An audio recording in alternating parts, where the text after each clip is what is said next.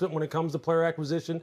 Stefon just now, the return on the investment on the cap dollars that it was going to take, it just doesn't match up anymore. That's just business in the NFL, and they're going to move on and get someone else. All right, getting someone else now. Let's take a look now. Before this move, they were $39 million under the cap. That's top 10 here, Chase.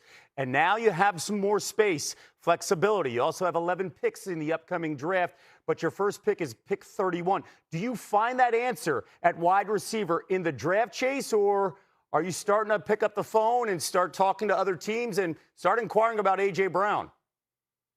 Yeah, I mean, I think exactly what you said and what Lewis is like. Hey, they have to get a true boundary X receiver who can do it all. And like I mentioned earlier, it's Alec Pierce, it's A.J. Brown, and then fill in the needs throughout free agency, but also look at the draft. I think it's a deep receiver class draft. I don't think you have to draft a guy in the first round, in the second round. You can find value in the third and fourth round, but you do have to have a playmaker for Drake May to go out there and actually throw the football to. And those money downs, like Lewis and Booger both said, third down, red zone, who can do that? To me, I love the fit of A.J. Brown there. I think Mike Vrabel understands A.J. Brown. I think Mike Vrabel can get the best out of A.J. Brown. And I think Drake May and A.J. Brown, or is that an Alec Pierce who stretches the field? Those are my top two options, and then everything else you sort of fill in through the draft. So a Super Bowl team now looking for a wide receiver. We have more breaking news coming in. How about two Super Bowl contenders making a trade? The Rams and the Chiefs.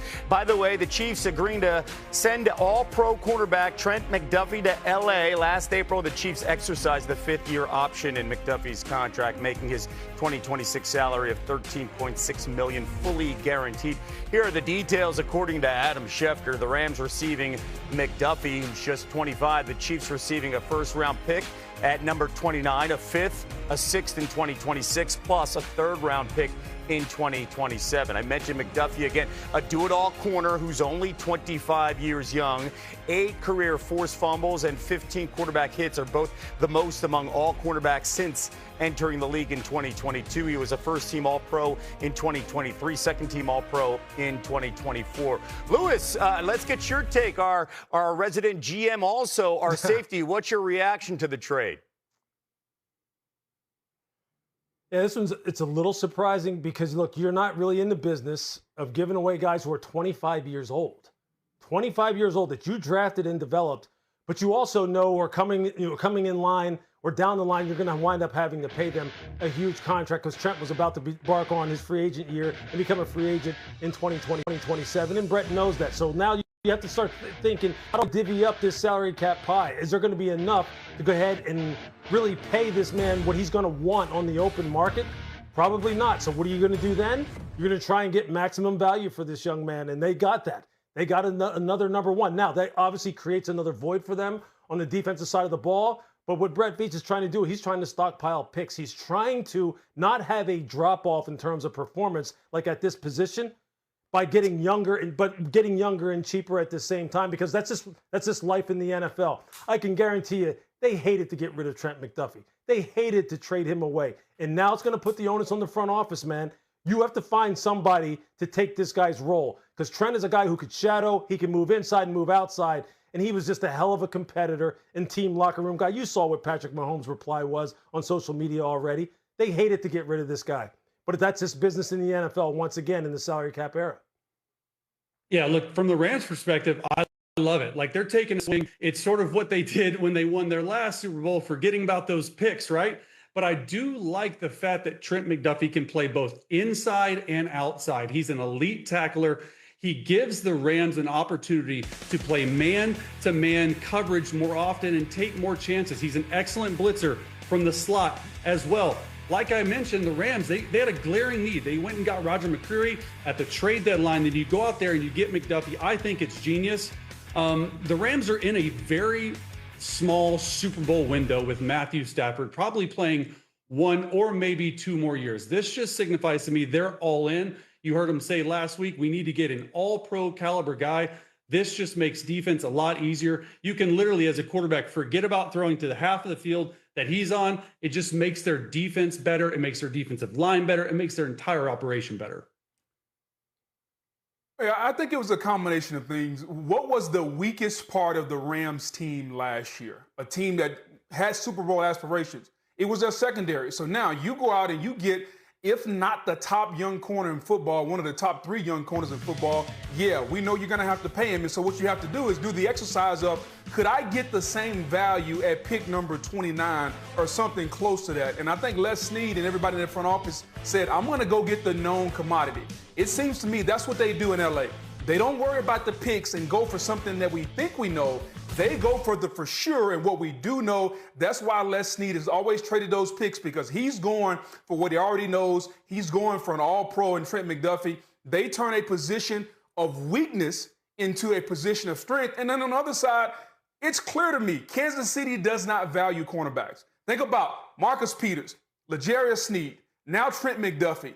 They groom them, they raise them, but they're not going to pay them. So let that be a message to all the corners that have come through KC. Hey, you can go there and play and get started, but you're probably going to get paid elsewhere. So I think this worked out well for both teams because of what both teams are trying to do. One team wanted to get stronger. Another team just doesn't value the position enough to pay on top of the dollar. That comes down to scouting and trusting what you're going to do on that rookie contract if you're going to make that pick in the first round with a quarterback. Now, we weren't the only ones shocked by the trade. Chiefs quarterback Patrick Mahomes posting his thoughts on X following the news, tweeting, "Damn, well, short and sweet." Chase, what do you make of the reaction? Score some more points, I know that. From the 3-time Super Bowl winner, Chase. Your thoughts?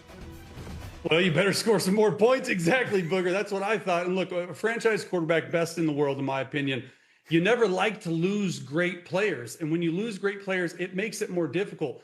But in Brett Veach, we trust. I know people in that building really well. They draft and develop younger players better than anyone, probably in the last decade. Brett Veach is a genius. I trust in him. It's always hard to lose a 25-year-old cornerback, but they followed a very similar plan to Tyreek Hill when they traded him away in 2022. They went out, they stockpiled picks, and what happened? They got back to the Super Bowl. This is a roster, you guys know, that needs to be retooled at multiple positions, specifically defensively with Spags running the defensive coordinator position, and that defense, you said it, Booger, corner for them does not matter. They play this too high shell look where it's a read technique. They can play draft picks. They can play undrafted guys. Corner is not that important to the Kansas City Chiefs, and they showed us here today that it's not. Yeah, look, I don't know if it's not important to them. I will say this. They do have a track record, though, of being able to find younger guys, and they have great coaches. Look, between Spags and guys like David Merritt, I mean, these guys are superstars now. They have really taken some younger players that a lot of people could not have gotten the mileage out of them that they've gotten out of them. So he's going to have to invest in the position at some point. He's stockpiling draft picks. He's not going to go out and sign some big name free agent to replace Trent McDuffie, obviously. Otherwise, he would have just signed Trent McDuffie. But they will find some people to draft and develop. They're going to have to make the position a priority. I think, though, there's no question that there's going to be an emphasis on really trying to upgrade the explosive component of the offense this year. I think that's where a lot of their attention is centered on. They have to take some of the pressure off of Patrick. They have to find another wide receiver. We don't know what's going to happen at tight end, and they better get some people to help out Chris Jones. So there's a lot of needs on this team, a lot of them. And so right now he's trying to put together that diagram about what this is all going to look like. But at corner, well, that's one thing. You're right. Look, Chase, I agree with you. That's one thing that Brett would sit there and go, if there's one thing I've shown you I can do, I can find corners that David Merritt and Steve Spagnuolo can go ahead and develop. I have proven to you I can do that, and I'm going to have to do it again. Couple of house cleaning things. This will mark the first time the Chiefs have multiple first-round picks since 2022. That was the year they drafted Trent McDuffie 22nd overall. And the Rams sent their second of 2 ones, their own 29th pick, to the Chiefs. They still have the 13th pick, which they acquired from the Falcons. Keep that in mind. Les Snead's still cooking with a first-rounder. All right, we got more news coming in on NFL Live. This is an A block, a strong one. Aaron Rodgers is on the Pat McAfee show today. The 42-year-old potential free agent was asked about his future in Pittsburgh. Listen to this. There hasn't been any progressive conversations. You know, I love Mike, and Mike and I have kept in contact over the years. I've had conversations with Omar. I really, I think Omar, enjoyed having me there. I think the guys, had a positive response, to our time together. But but again, there hasn't been any deadline set on me. There hasn't been any contract, floated, in front of me for me to like, well, we're giving you till, March the 8th to make a decision on this contract. There's been nothing to that respect. All right, the Mike McCarthy era is underway in Pittsburgh, and I know Boog demanded this. He demanded me to ask him this question first. What's your initial reaction to what Rodgers just said? I could care less, Kev. I think you know exactly how I feel about Aaron Rodgers. Like, you and I have discussed this for the longest. I think we're making much too much ado about a 43-year-old to be quarterback. I think it's time for Pittsburgh to move on. I get it. I understand Pat and Aaron, they're friends, they want to talk. I get all that. But if you're looking at the Pittsburgh Steelers, they have a guy that they need to put on the field and find out if Will Howard can play. If not, 27 is going to be a great quarterback draft. So let's move on. I understand we're all fascinated with Aaron Rodgers, the 4-time MVP, and what he can do. But we just saw this last year. We saw a guy that does not want to get hit. We saw a guy that cannot carry a football team. But we're going to bring him back and ask him to do the same thing again. I get it. Now, some of what I'm saying is tongue-in-cheek, and we're having a little fun here. But let's just be real. If you're the Pittsburgh Steelers, do you honestly want to go through another season of Aaron Rodgers? He's a first-ballot Hall of Famer. I get it. But it's not about what he's done. What can he do going forward? And if you're head coach Mike McCarthy, and this is your new era, Aaron Rodgers does not need to be in it. Play Will Howard, and if that doesn't work, get ready to draft a quarterback in 27. Look, I think in theory it sounds simple. Like if you could just say, hey, look, you know what? We're just going to move on from Aaron. We're just going to throw Will Howard out there. This is the Pittsburgh Steelers, though. They don't know what they have in Will Howard. They just don't know. And they're not really in the business of kind of like throwing seasons away and just saying, hey, look, we're just going to put trot Will Howard out there and we'll just let the chips fall where they may. Look, I agree with you. I think everyone who's a Pittsburgh Steelers fan is frustrated over the fact that they have not been able to find a long-term option. They've tried some things that haven't worked out, and that's why they're constantly, every year, it seems like at the forefront of the discussion about what is Pittsburgh's long-term plan at quarterback. I think this may be another one of those years where you're looking for you're going to be looking for a bridge quarterback, quite honestly. It's just going to be a matter of what kind of profile does he have. Is it a younger guy or is it Aaron Rodgers? Because I don't think what their options are right now outside of the draft do not lead you to the conclusion that they'll be able to find their long-term option in the veteran market. They're just not going to be able to find it, and I don't believe Will Howard is it either. That's why a guy like Ty Simpson has to be someone who's going to be talked about within that organization. Does he fit what Omar Khan said is a AFC North type quarterback? Look, that's for them to decide. But right now, look, I don't have any issue with them bringing him back. And I don't know what the 2027 draft is going to be like. We thought that last year that the 2026 draft was going to be loaded, and we see where we're sitting here now. So I don't like ever talking about that, well, it's next year that we can address quarterback. We don't know what it's going to look like then either. Well, it just seems to me that they're just kicking the can down the road. I'm with you, Louis. I actually like the fact that he's going to be back. I just hope it doesn't last the entire offseason of drama and everything like that. Look, he got him to the playoffs. He didn't throw an interception in the last 7 regular season games, had a good touchdown to interception ratio. But this is more of a Steelers franchise problem. Since Big Ben, they have not gotten the quarterback position right whatsoever. You look at Kenny Pickett, Mitch Trubisky, multiple others, Justin Fields, and look, at least Aaron gives them a chance to be competitive. I know Steelers fans are out there probably saying like, well, we want to be competitive every year. We get to the playoffs and we lose every single year. Yeah, that's right, because Mike Tomlin, in my opinion, and that organization, they never drafted well at quarterback. They had one forever. They never fixed it. And I'm with you. Like, I don't know what the 2027 quarterback draft class is. That's why if you are drafting, you have to somehow figure out, do you like Ty Simpson? Is Ty Simpson available? 15 career starts. I'm with you completely, Louis. And Booger, I don't want to talk about it anymore. I'm with you. Like, it's like a drama, but also, like, to me, it's the best fit right now. And it feels like deja vu all over again with the Steelers. You're good, but not good enough to get a quarterback that's sustainable. But at the same time, you're not bad enough to draft a quarterback early in the first round. You're in the teens or the 20s. And by the way, they picked 21 in investment along the offensive line really paid major dividends for quarterback Caleb Williams. As a rookie in 2024, you see that he was sacked a league-high 68 times, and then during his second season, that number dropped to just 24 sacks and a deep run into the playoffs. For much more on this developing story, Bears reporter Courtney Cronin joining us in studio. What more can you tell us about this decision? Again, Dahlman's only 27. Yeah, which is why it comes as such a surprise. I talked with some coaches on staff who found out yesterday that this was officially happening. There were some rumblings about this at the NFL Combine. Would he retire? Would there be any way to convince him to play another season? Because he did just sign that 3-year, $42 million free agent deal last year, and he was coming off the best year of his career. Made a Pro Bowl, played every single snap on offense, no health issues to speak of. So the question becomes why? And people I've talked to tell me that Drew Dahlman is somebody who thinks in black and white terms. And what does that mean? It means that he's looking at the long-term play here. He grew up in an NFL household. His father played for the San Francisco 49ers back in the 90s. He was a coach for the Atlanta Falcons.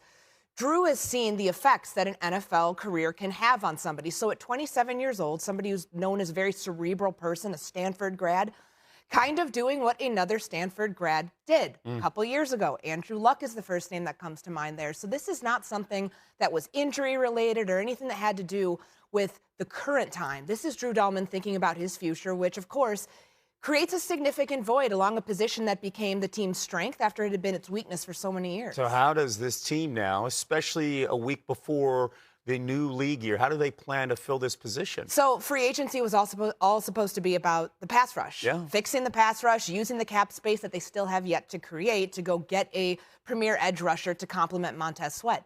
Now you have to replace 40% of your starting offensive line because it's not just Drew Dahlman we're talking about here. Left tackle, Ozzie Trapillo, is out for the majority of 2026. He had a patellar tendon injury that he suffered against the Green Bay Packers in the wild card round. So they have to go find a starting left tackle. They have to go find a starting center. So that complicates the pictures here because the center position, ever since the days of Roberto Garza and Olin Kreutz, that has been a revolving door in Chicago. And they thought for a long time that this would be the one position you don't have to worry about because of how durable and reliable Dahlman is. Now they go back to the drawing board. The trenches, all of them are what they're focusing on in free agency. And you get that comfort, too, with Caleb Williams, and you saw the growth, that jump there in Ben Johnson's offense in year one. Courtney, thank you so much. Boog, let's get your thoughts here. How much do you see the absence of Dahlman impacting Williams? Well, I think it's going to impact it a lot, Kev. First, let me just add to that. I think when you look at Drew Dahlman, let's not forget, not only did his dad play professional football, his dad had spinal surgery early in his career, and so maybe he's looking at the effects of that and how that may affect him making a smart decision. As far as Caleb Williams, understand the center-quarterback relationship, okay? Somebody's making the calls. Somebody's getting every offensive lineman lined up. That's usually the center of the quarterback. They're identifying the blitz. Is the blitzer coming from the left? Is the blitzer coming from the right? And on top of that, let's understand this, Kev. There is a close relationship because there is a man that's sticking both of his hands underneath your rear end for 3 hours every day in the offseason, during the season, in practice, or whatever. And you got to get a comfort zone with that. And so if you are Caleb Williams, there is a comfort zone between you and the guy Drew Dahlman. I know it seems very minuscule, but until you try it, don't knock it. There has to be comfort. And so I think now he's got to go through an entire offseason of finding new comfort, who's going to make the calls, who's going to do all these different things. It's another added layer and another something to do for Caleb Williams in the offseason and a season we're looking for him to take the next step. And that next step for him is more command of this offense. He's talked about it. It's being able to make the checks at the line of scrimmage and being able to know where he can change the protections. That starts with Drew Dahlman. And Caleb had a nickname for every single offensive lineman. I don't know if you guys are big Marvel people. You call them the Avengers. And the most important Avenger, arguably, is the Hulk because it's the brute strength and being tactical with that, but also he has the PhD level intellect from his human alter ego. That's Drew Dahlman. That's what the Bears are going to be missing here. So to find somebody who can mitigate the issues along the offensive line with some of the communication early on. That was what plagued the Bears weeks 1 through 4. A lot of pre-snap penalties, a lot of issues up front.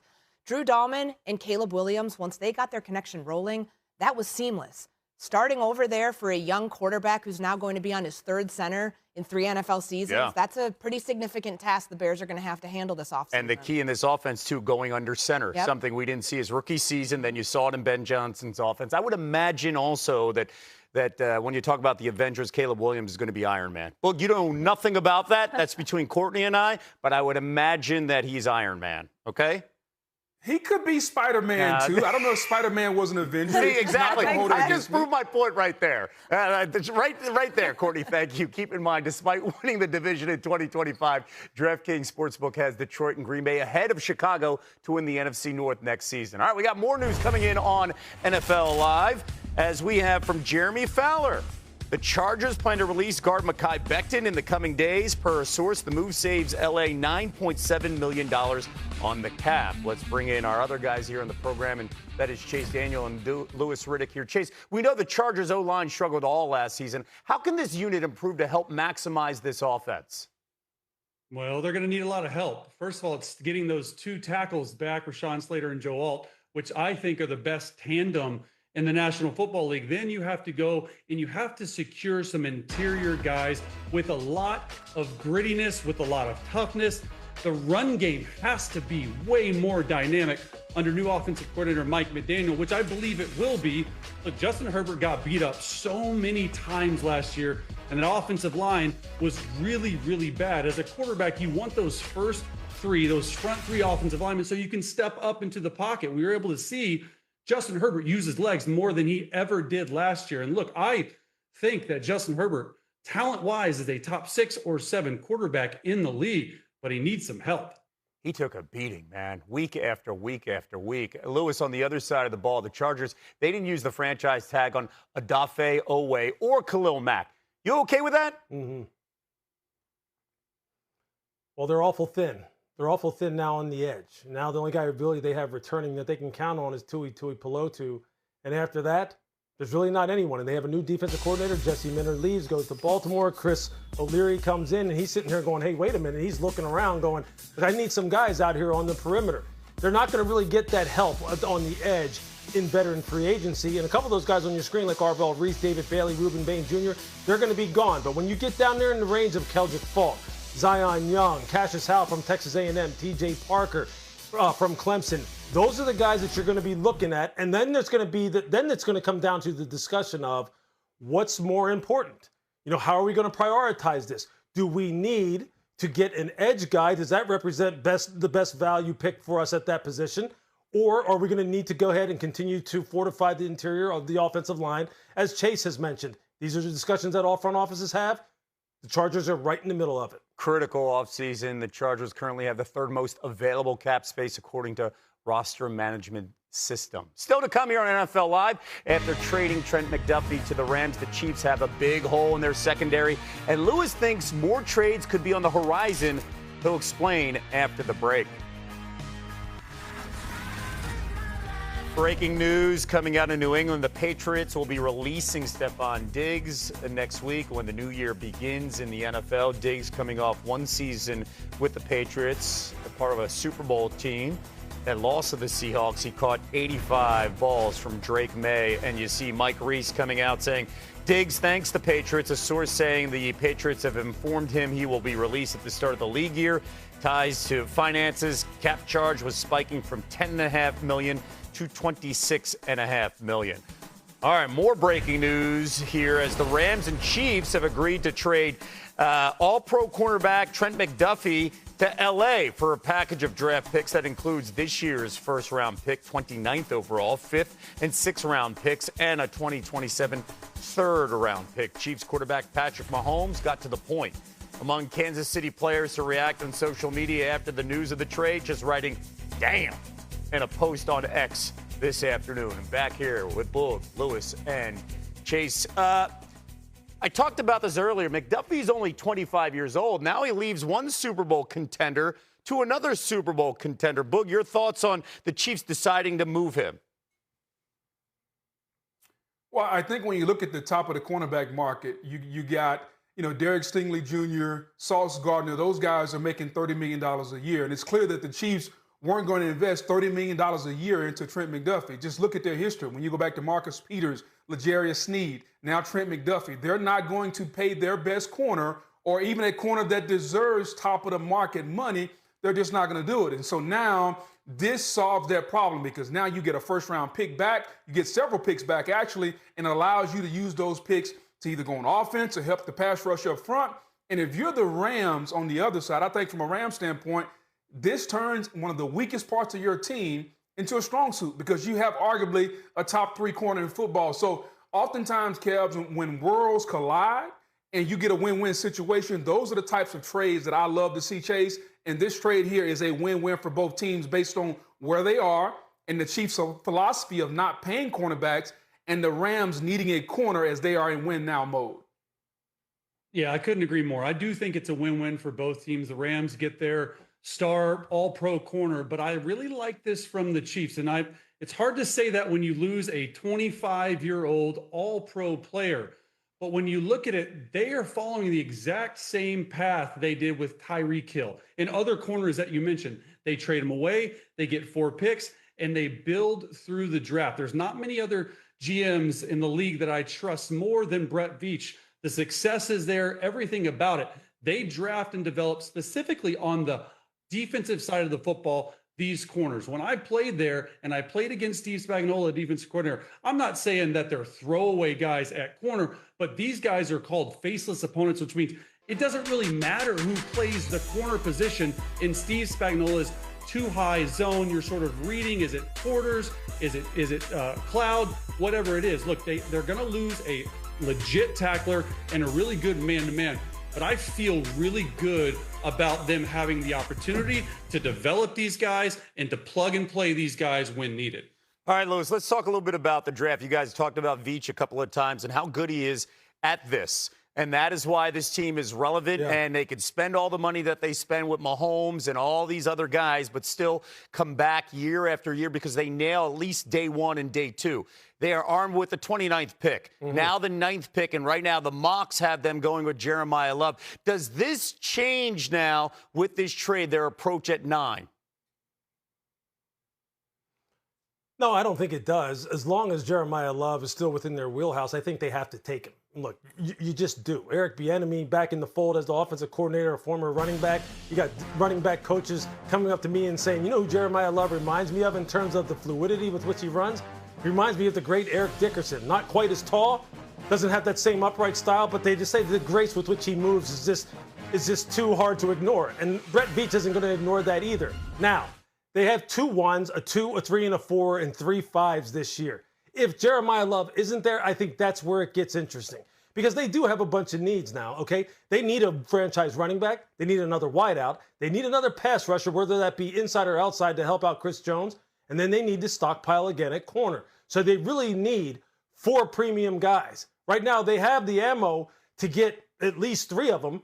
Maybe if Jeremiah Love isn't there, could Brett say, hey, look, does somebody want to come up to 9? Can I move down? Can I pick up an extra 2 or a 3 somewhere along the line where I have 2 1s and 2 2s this year, along with 3 5s and the rest of my picks? You absolutely could. Because then what you're doing is you're infusing a lot of youth into your team, a lot of high picks into your team, and you're bringing those cap numbers down, and you're getting a little bit more, let's just say, fluid and able to move around within the salary cap instead of always having to go to Patrick and say, hey, look, we got to renegotiate that contract again. We got to give you more money up front and spread this money out, which I'm sure Patrick will say, hey, that's cool. I got you.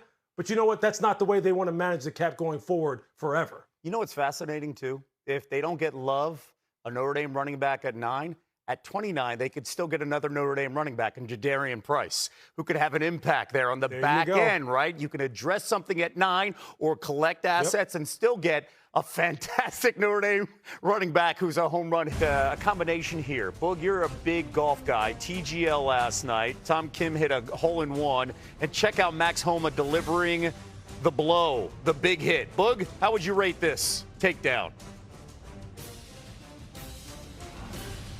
Oh, wow. Yeah, listen, if you get a hole-in-one, anything goes, especially once we get to the bar after the round. I've never had a hole-in-one, but if I do get one, it's going to be worse than this. That's targeting for sure. Wait a second. How would you view a hole-in-one inside an indoor space the same way as you would on the golf course? Absolutely. I have a golf club. There's a hole. Ball goes in the hole in one shot. I'm counting it all, Kev. Chase agrees. Lewis, do you agree? You know what? Hey, man, a win is a win, dude. You know, it's too hard. They're too hard to come by. Yeah, I'm taking it. I don't care if it's virtual or not. Yeah, that sounds like four guys that never had a hole in one.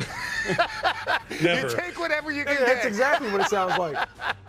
Never. Well done by Homo with the hit, as well as Kim. All right, 1 week until free agency, and the Cowboys are already making moves to make sure they're in position to do some big spending. They got under the $301.2 million salary cap today by restructuring the contracts of Dak Prescott and CeeDee Lamb and Tyler Smith, the left guard. Prescott's base salary goes from $40 million to $1.8. Lamb's and Smith's drops to $1.7 in that range. The differences were turned into signing bonuses for cap purposes to free up space. And here's Jerry on the Cowboys' plans for free agency.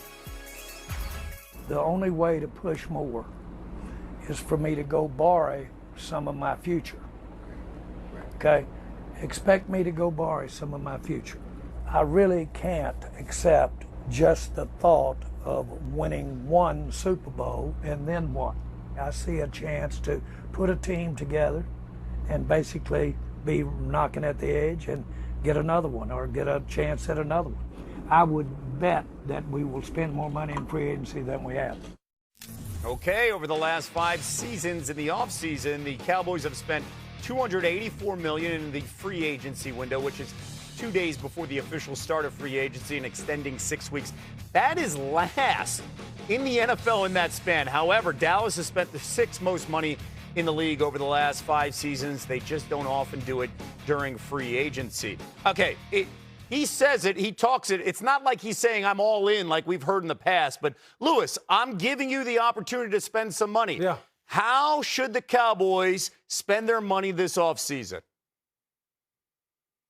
Yeah, the money's going to be spent on defense. And look, I think it has to be spent front to back, right? So you're going to start up front. I think you're good on the interior with your defensive tackles. You've already made enough moves at the defensive tackle spot that you figure that the interior pass rush is good to go. It's who can you get to come off of the edge? Who is the big game? Who can you go big game hunting for right now? I think obviously that has to start with Trey Hendrickson. I think you have to make a run at a guy like Trey because that would make your defensive front pretty formidable. Think about Quinnen Williams, Trey Hendrickson, Osa Odigizua. I mean, that's a pretty good group. Kenny Clark, that's a pretty good group. Donovan Ezra, who they drafted last year out of Boston College. Now you're cooking. Then in the draft, like obviously this isn't free agency spending, but who knows how much it'll cost to get Trey to come there because I think Indianapolis will be players because his old coach is there, right? Lou Anarumo's the defensive coordinator there who he had so much success with in Cincy. In the draft, that's when you go heavy on the secondary. That's where you go heavy at corner. You go heavy at safety. That's when you start thinking about Mansour Delane. You start thinking about guys like Dylan Thieneman from Oregon, a safety, a corner, guys who are hybrid dudes who are young, fast, big hitters, turn the football over. Now I think then you're talking about maybe getting that one Super Bowl that he's talking about that he says he wouldn't be satisfied with. He needs 2 or 3. Just get one. Just get to the playoffs and then win a game. Let's just start there. You know, we're always trying to spend the Cowboys' money. I'm going to help Jerry out. Right now, his defensive tackle room is the most expensive defensive tackle room in football. So I think we need to trade one of those guys. Whichever one, you just traded for Quinnen Williams, so it's not going to be him. So either Kenny Clark or Odigizua, one of those guys to me has to go. And in turn, now what you said, Lewis, let's start enacting on that plan. Let's add some guys to come off the edge because you got to get pass rush. Doesn't matter who's calling the defense. If you don't have guys that can make the ball come out, it does not matter. And then once we address the front, let's then get to the back end. But there's no doubt, defensively is where they need to go. But before they start spending some money, I don't think you can have as much money as they have tied up at the defensive tackle position. You can only play 2 unless you're going to play a bear front, which is center and both guards are covered. I don't know many teams are playing that as their base. So you can only play 2 defensive tackles. They have a lot of money tied up in those 3 guys. All right, let's spend Jerry's money since we're all doing it here. Offensively, they're good. I think offensively, Dak Prescott playing like a top 2 or 3 quarterback last year. I think that's a top 5 offense.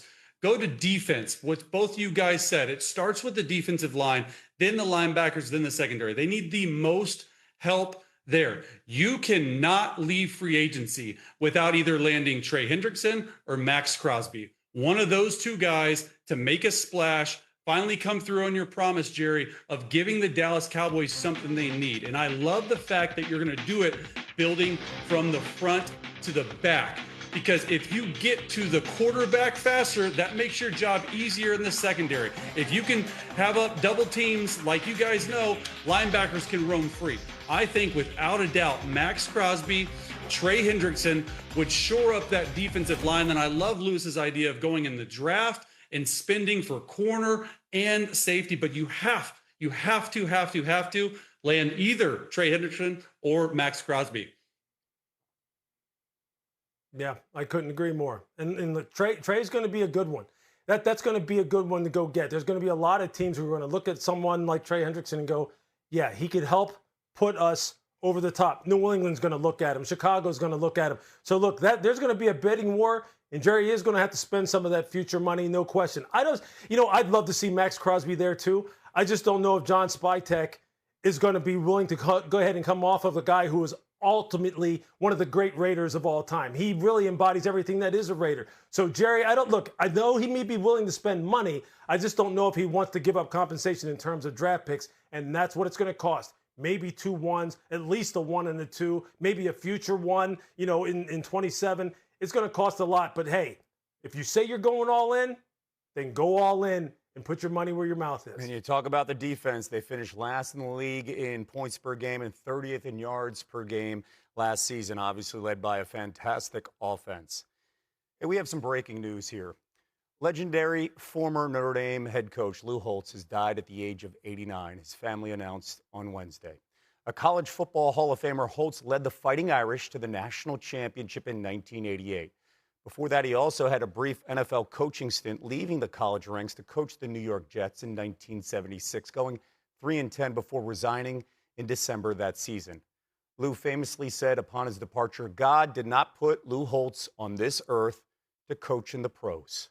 Holtz, as a college head coach, won 249 games. He was a former colleague here at ESPN, and we will all miss Lou Holtz. Is not tagged in Indy this week, and he was asked about what's next for him. I love Indy. I've loved playing there. Great organization, great people in the city. Just a ton of support.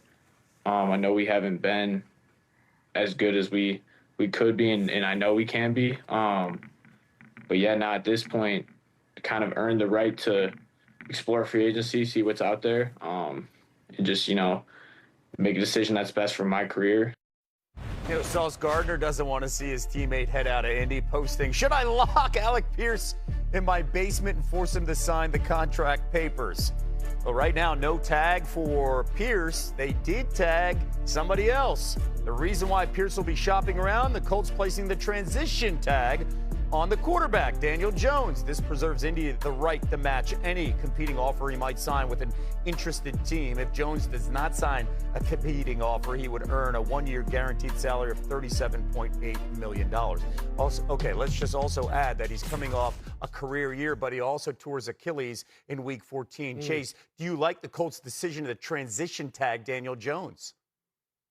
The transition tag is an interesting one, but I actually really like it for both the player and the team, because now the Colts and Chris Ballard, they can have Daniel Jones go to the market and dictate what he's worth. I know they don't want to overpay Daniel Jones. And look, honestly, when you watch the film of Daniel Jones last year, there was a 9 or 10 game stretch where he was out of his mind. I mean, every single throw was on the money, multiple touchdowns. The Colts were the talk of the town. Then he gets hurt in Week 14, 3 straight losses at that.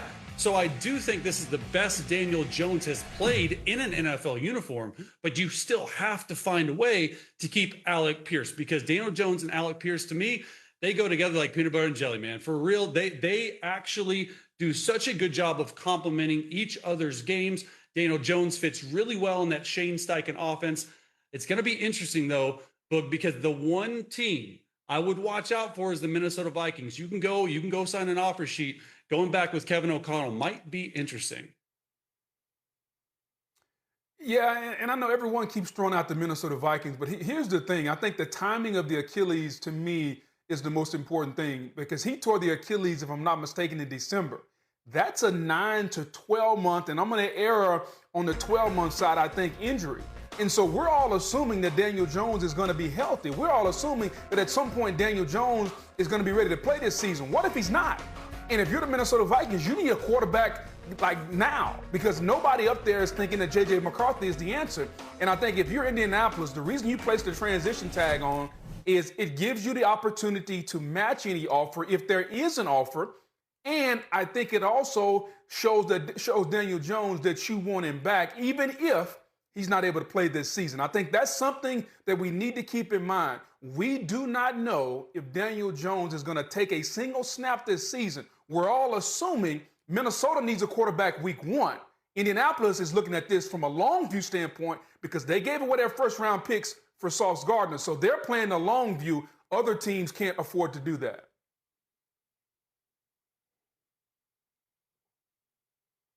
Yeah, this is super interesting as far as what's going to happen here, you know, as far as how this plays out between Daniel Jones and then now what is going to happen with Alec Pierce. It sounds like Alec Pierce is gone now.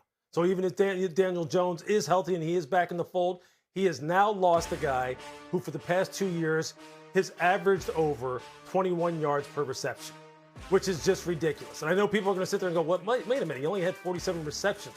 He's a low volume guy."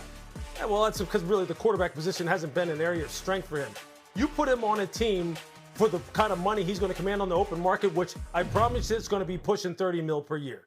That's what it's going to be pushing. He's going to be pushing wide receiver 1 type money, and he knows it. That's why he's probably excited to get to the market. And teams have the money to pay it. The Raiders have the money to pay it. The Titans have the money to pay it. The Commanders have the money to pay it. The New England Patriots would love to have a guy like this. You think the Buffalo Bills wouldn't love to have a guy like Alec Pierce? I'm not saying they can go get him. And then remember this too. Which quarterback would love to have a guy like Alec Pierce that resides in the AFC West? Patrick Mahomes. That's how we started the show, talking about the Chiefs. Let's wrap things up. Let's talk about one more thing. That is Randy Moss joining the Kelsey brothers on